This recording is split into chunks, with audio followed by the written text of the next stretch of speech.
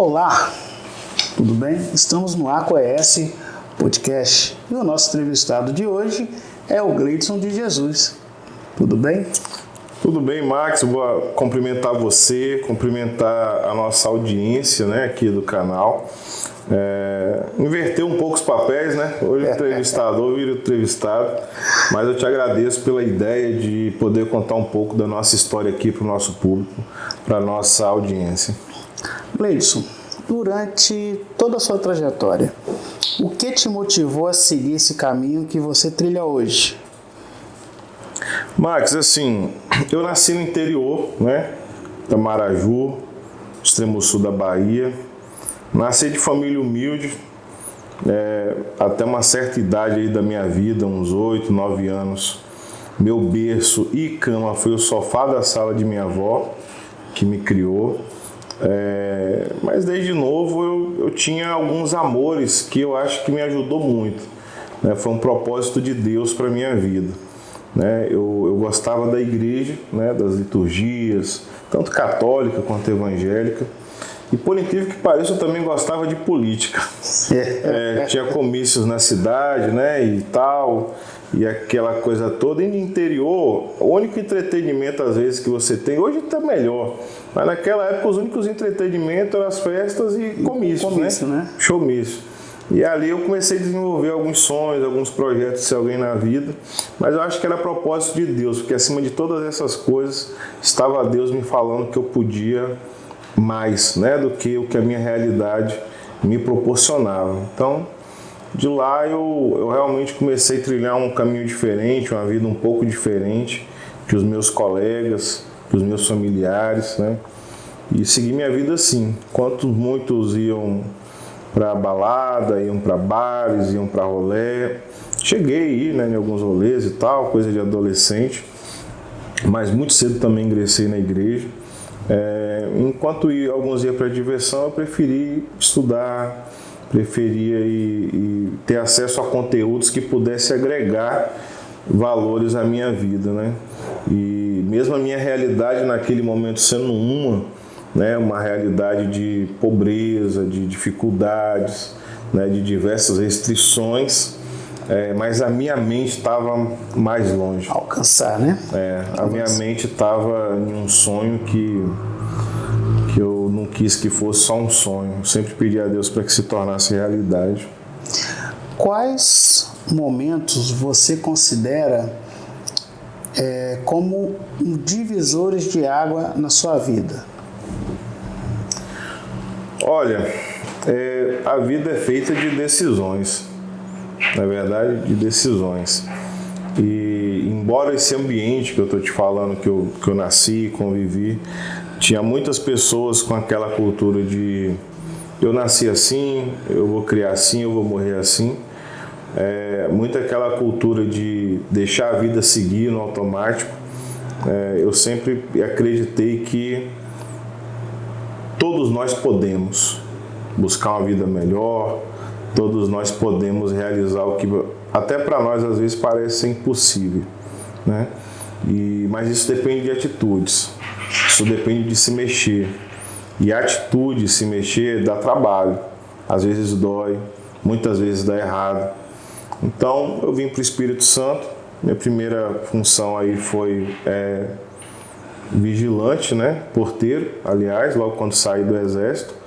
E aí depois fui ser vigilante, né? Você me conheceu inclusive nesse tempo, foi meu chefe, foi meu supervisor, com muito orgulho e honro isso até hoje. Mas o meu divisor de águas mesmo, foi em 2018, quando eu recebo um convite de um vereador chamado José Geraldo da Vitória, Geraldinho PC, é claro que com a interlocução ali também do Fred na época, para poder ser chefe de gabinete na Câmara de Vereadores da Serra.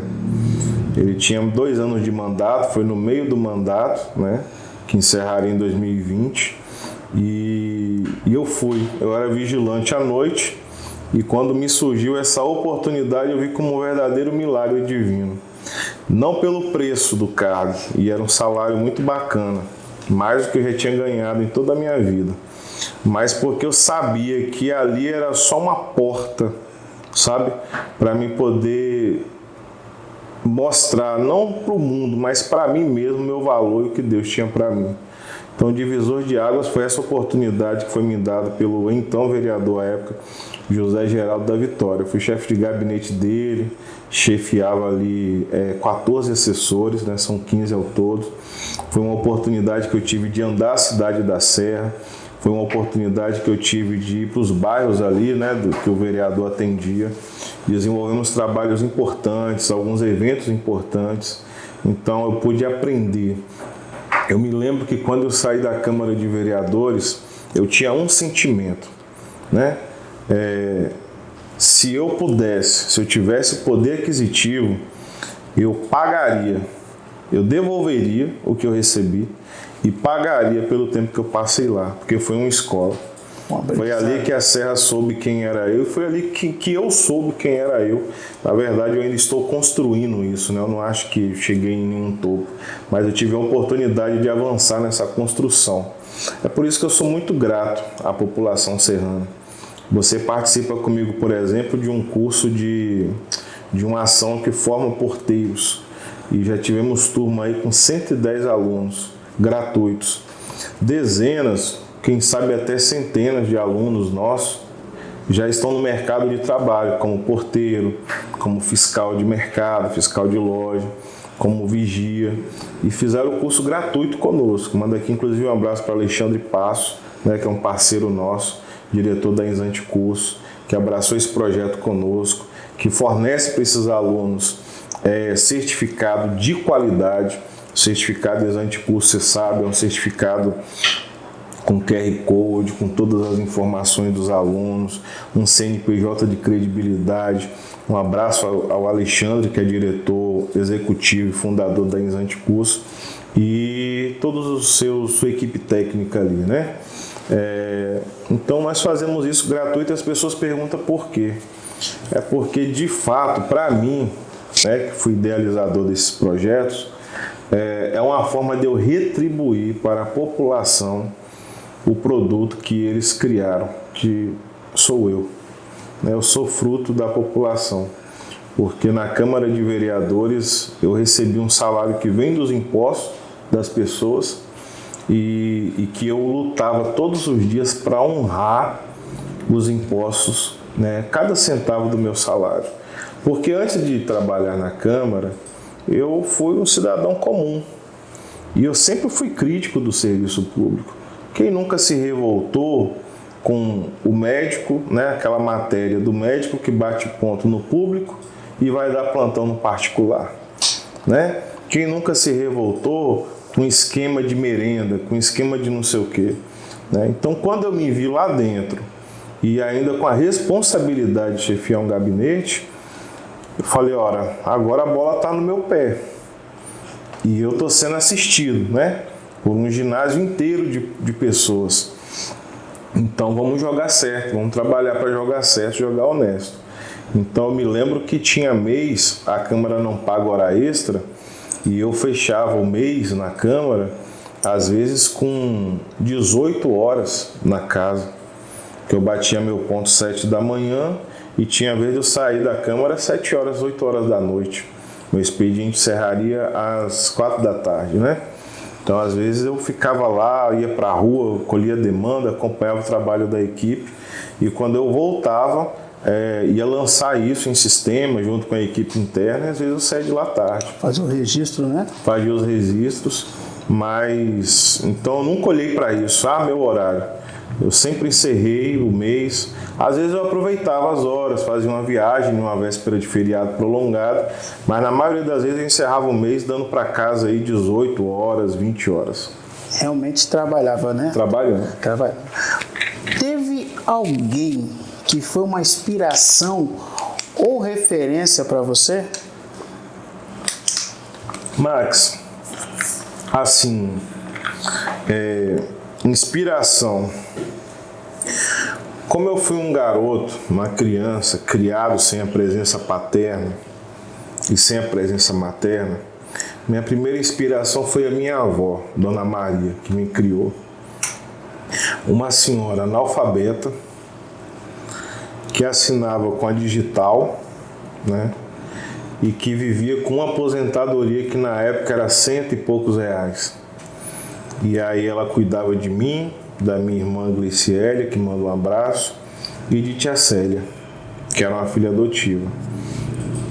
Então ver a luta da minha avó, ver o esforço da minha avó, uma senhora que quando estava comendo, ela fazia meu prato sempre robusto, sempre... Por isso que eu sou gordinho assim.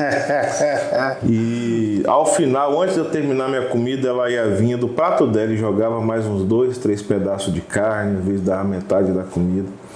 Então o amor e o carinho da minha avó foi minha primeira inspiração de vida.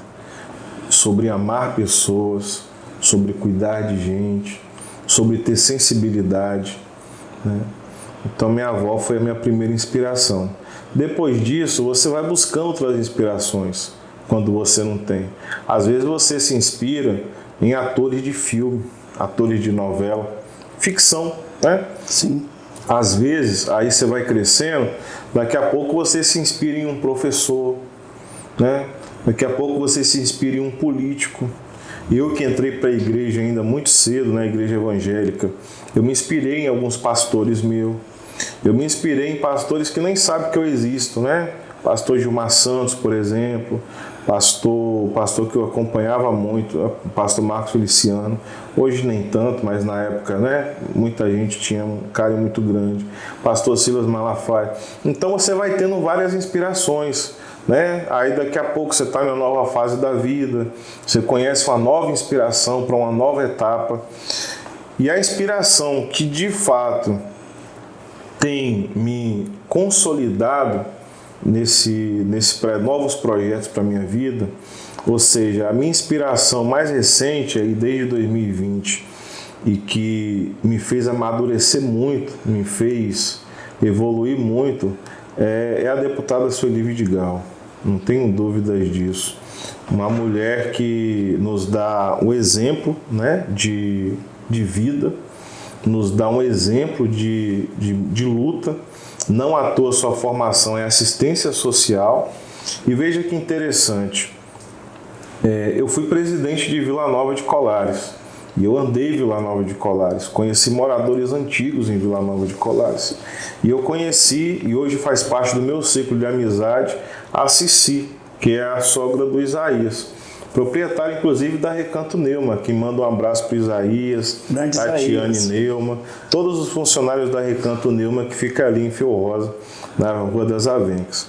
E a Cici, ela me contou uma história relacionada a Sueli Vidigal, que quando a deputada era, acho que secretária de alguma coisa relacionada ao social na Serra, isso na década ainda de 90, primeiro mandato ali, segundo mandato de Dr. Sérgio, né, 90, 2000, ela era uma mulher viúva, a Cici, com 4 filhos, desempregada, passando necessidade, e o que levou comida para a mesa dela naquela época foi as ações da Sueli Vidigal como primeira-dama e eu acho que secretária de assistência do município, né? Então eu ouvi histórias de Sueli ali em Vila Nova, de Vidigal, que me fizeram encantar mesmo pela família. Primeiro, o progresso que foi para a comunidade, né? O prefeito pega, agora secretário de Estado, pega a comunidade sem asfalto, sem pavimentação. Os mais antigos falam que a energia chegava em Vila Nova de Colares através daquele arame farpado, fio de arame farpado, né? Sem saneamento básico.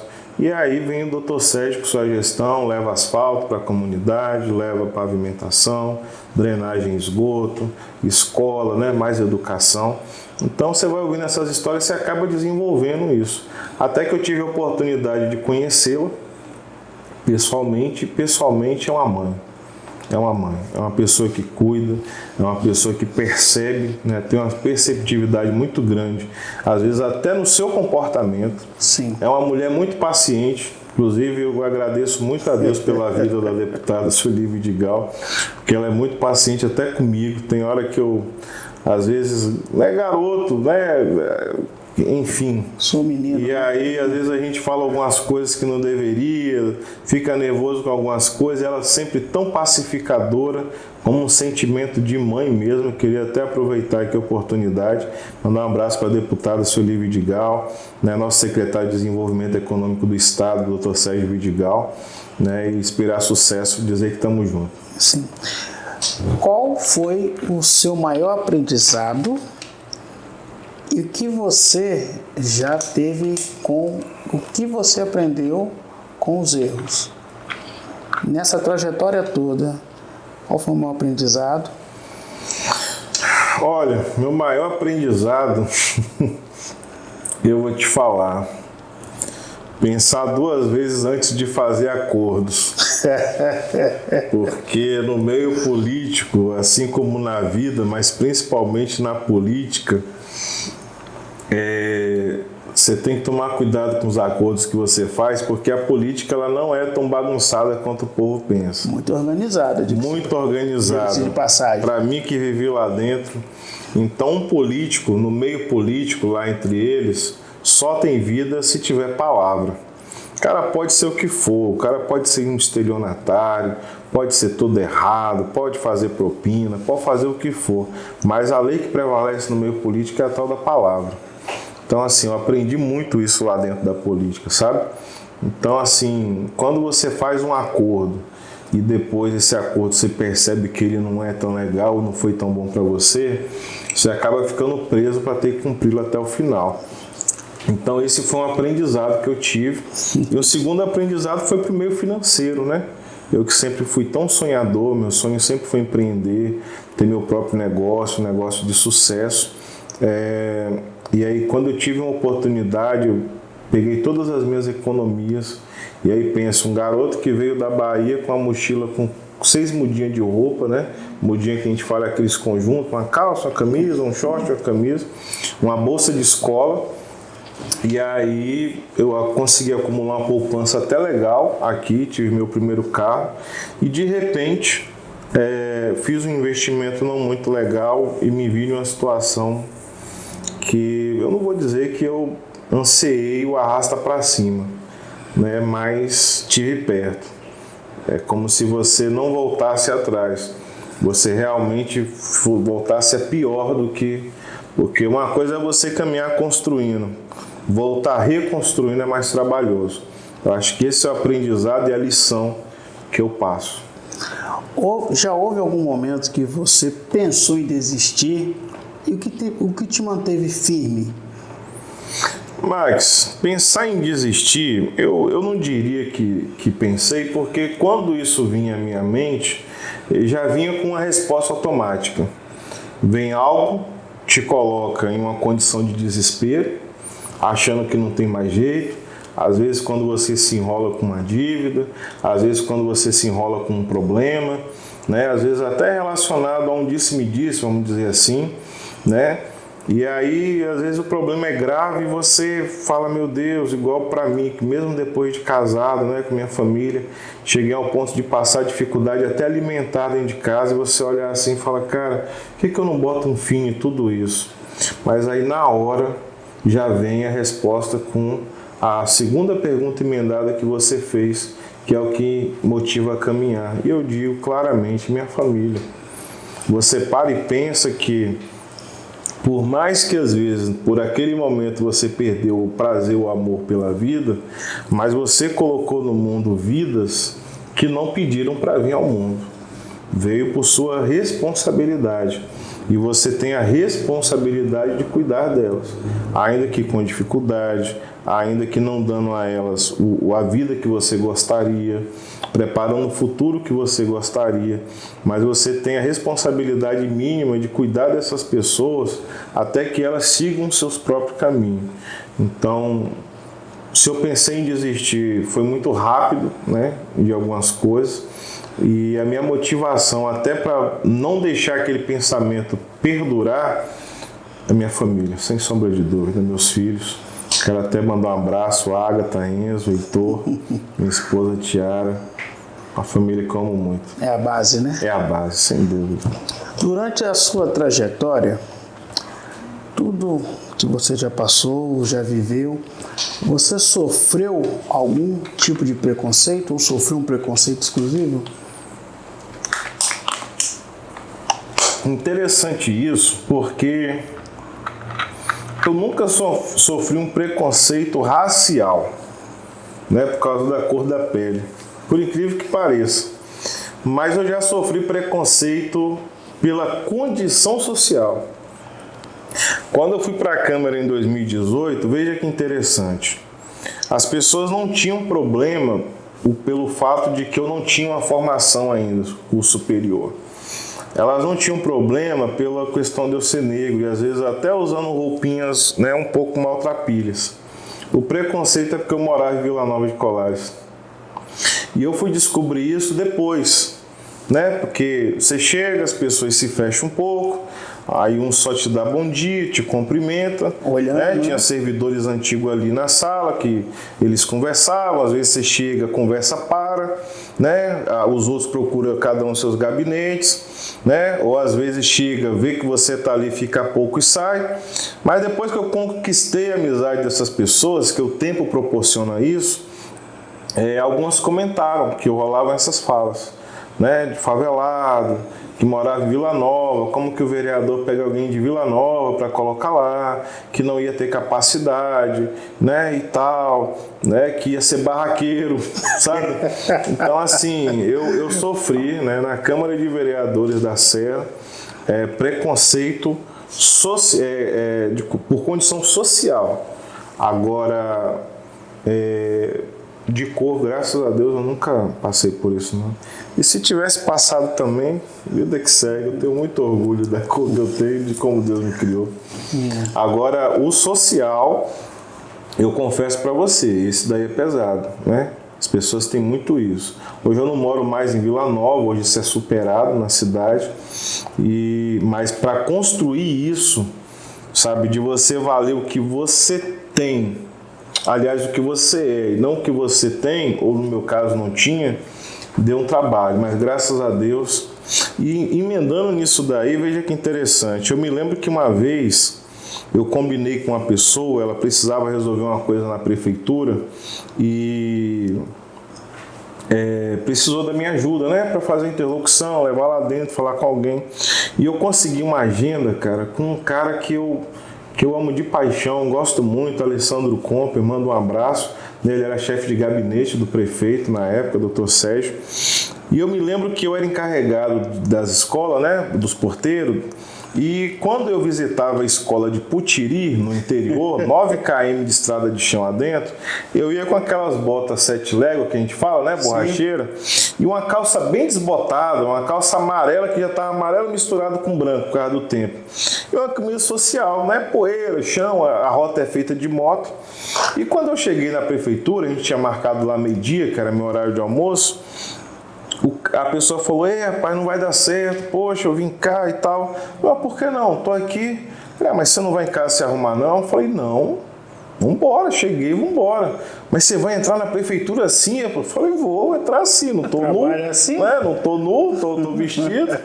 E aí nós entramos, e quando a gente entrou na sala do chefe de gabinete do prefeito, o Compe já vem com aquele sorriso e abraça e bate. Você conheceu ele, pessoa maravilhosa. E na hora eu falei uma piada lá, ele riu e fez um gesto lá que só quem tem intimidade faz. E quando eu saí de lá, o cara ficou maravilhado. Falou: rapaz, que interessante, né? Eles não julgam as pessoas pelo que veste, pelo... Eu falei: amigo, aqui não. É uma outra coisa que sou apaixonado pela política. Dá trabalho.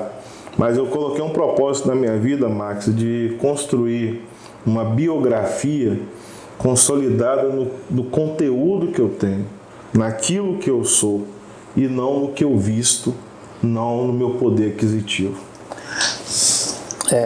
Qual é o legado que você gostaria de deixar para as próximas gerações, filhos, né? Essa juventude que está aí chegando na política? Qual é o legado que você gostaria de deixar? Liberdade intelectual. Me dói, me parte o coração ver uma sociedade tão passível, tão vulnerável à manipulação. Aceita tudo, né? Seja política, seja religiosa, seja ideológica, seja de causa.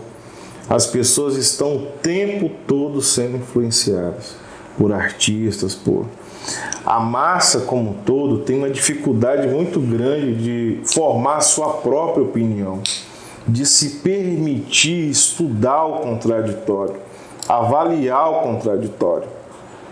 Eu ainda comentava esses dias com um amigo que eu falava, gente, hoje eu não tenho dúvida, as manifestações de 2013, que eu saía da garagem da VIX, eu era vigilante, saía de lá às 6 horas da tarde, ia a pé para a UFES, para poder atravessar a ponte andando e para Vitória, com black bloc pelo meio, quebrando tudo, a gente tomando bala de borracha de polícia, spray de pimenta, por causa de 5 centavos no aumento da passagem de ônibus.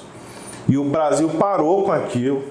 E hoje nós estamos acompanhando aí que a Câmara de Deputados e o Senado, o Congresso como um todo, já aprovou o aumento do número de deputados, não me lembro bem quantos deputados, eu sei que ao todo é uma despesa de 60 milhões a mais para os nossos bolsos e ninguém faz nada. Não tem uma paralisação, não tem um protesto, não tem nenhuma marcha. Então o que nós percebemos? Alguém manipula isso. Quando eles querem, o povo vai para a rua. Quando eles querem, o povo sai da rua.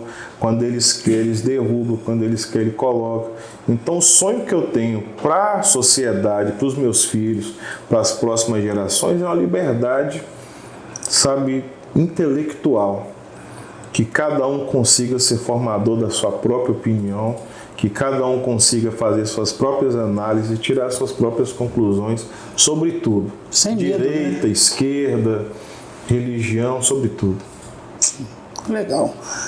Estamos aqui com o Gleidson de Jesus. Gleidson, vamos às nossas considerações finais e aí fica à vontade para deixar aqui aquele recado, fazer alguma recomendação, porque é sempre um aprendizado, né? Todos os dias nós estamos aprendendo com tudo. Max, primeiro agradecer, né, a audiência aqui do nosso canal, ESCast, né, o ES Podcast, um canal que foi pensado para tratar assuntos do Estado do Espírito Santo, em especial aqui a nossa Serra. Pedir a galera para que se inscrevam, né, quem está vendo esse vídeo, se inscreva no nosso canal, acompanhe o nosso trabalho, o conteúdo aqui com certeza é de relevância e agrega na vida das pessoas. Agradecer você por essa ideia, né, de contar um pouco da minha história, até para as pessoas que vêem as nossas entrevistas aqui, saber um pouco de mim, né, saber um pouco quem sou eu. Então é uma oportunidade muito bacana. Agradecer pela sua participação, sabe, por impulsionar esse projeto. Também quero agradecer ao nosso estúdio aqui, né, nossa nova casa, Profcast, né, mandar um abraço para o empresário Kérito, um amigo pessoal. Uma grande estrutura. Né, estamos de casa nova, vai de dar certo para todos nós. Né, para os nossos apoiadores, Recanto Neumann, igual eu falei aqui, Isaías de Almeida, Tatiane Almeida, Tatiane Neumann no caso, todos os funcionários da pizzaria Recanto Neumann, a única pizzaria do estado que tem pizza de 1 metro, com 24 pedaços e que você pode escolher até 4 sabores. Sensacional. Fica ali na Rua das Avencas, cruzamento com a Rua das Dálias, entre Vila Nova e Fio Rosa, uma pizzaria renomadíssima. Mandar um abraço para o meu amigo Fabrício, da Asa Drogaria. Grande Fabrício. Fabrício é um outro amigo grande, um empresário, servo do Senhor também. Todos esses empresários são pessoas cristãs, né, do segmento evangélico, e a gente comunga de uma fé muito bacana. Então, Fabrício, um abraço para você, meu irmão, toda a sua família. Que Deus prospere grandemente na sua vida. Quero puxar um pouco de brasa para minha sardinha. Mandar um abraço para todos os servidores, concursados, efetivos no caso, contratados, né? Contratados, terceirizados da UAPS Oceania, né, a qual sou gerente. E aí eu cito nossa porteiro, recepção, né, as ACS, a equipe técnica, né, as técnicas de enfermagem, as enfermeiras, os médicos, os dentistas, nosso pediatra, minhas auxiliares administrativas. Estamos ali vivendo frutos de um trabalho a muitas mãos. Não sou eu que faço, são muitas mãos fazendo. E não fazem por mim, fazem porque tomam suas funções como uma vocação. fazem por amor à causa. A dentista cuida do garoto, do paciente, porque escolheu aquele caminho, porque gosta daquilo. Os médicos, as mesmas coisas. Nossas ACS vão para debaixo do sol quente, caminhar, bater porta em porta, às vezes ninguém atendendo, porque escolheram aquilo, gostam. Então eu tenho um carinho muito grande por todos vocês, quero mandar um abraço para todos, desde a limpeza, a tia da limpeza, a Lu, todos terceirizados, efetivos, contratados, um abraço. E parabéns à equipe lá de Oceania, fica aqui o meu abraço. É uma equipe muito acolhedora, já tive lá em alguns momentos e fui acolhido por todos, então que Deus abençoe lá. E convido a você a estar conosco, a nos seguir, a participar, a fazer a sua pergunta, sugestão de convidado. Tenha total liberdade. Se inscreva, participe do nosso canal, participe do nosso podcast. Forte abraço. Muito obrigado.